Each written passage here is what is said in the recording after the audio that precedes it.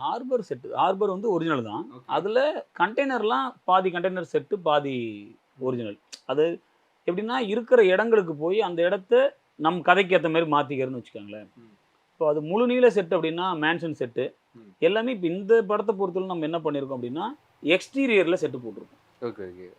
You ஒரு மீன் என்ன ஒரு மாரி ஒரு சொல்றீங்க? ஃப்ளோருக்குள்ள போயி, ஆ.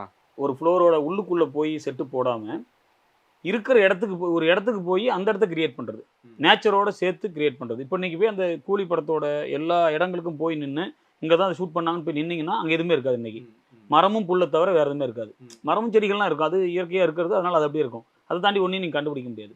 இது எக்ஸாம்பிளுக்கு என்ன சொல்றேன்னா, அந்த கிரேவ்யார்டு இவர புதைப்பாங்கல்ல, ம். அந்த மொத்தமும் செட்டு.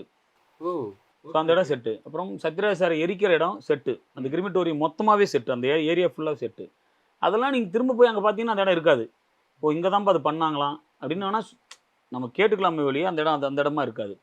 இந்த டைம் நாங்க முடிவு பண்ணது என்ன முடிவு பண்ணோம்னா, வழக்கம் போல எல்லா படங்கள்லயும் இருக்கிற குடோனு, ம். அத சார்ந்து இருக்கக்கூடாது.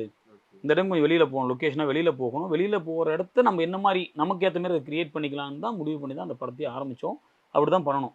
ம். நெறைய செட்டுகள் வந்து நாங்க அங்க போட்டு கிரியேட் பண்ணது தான் ஒரு 80% படத்துல 80% செட்டு.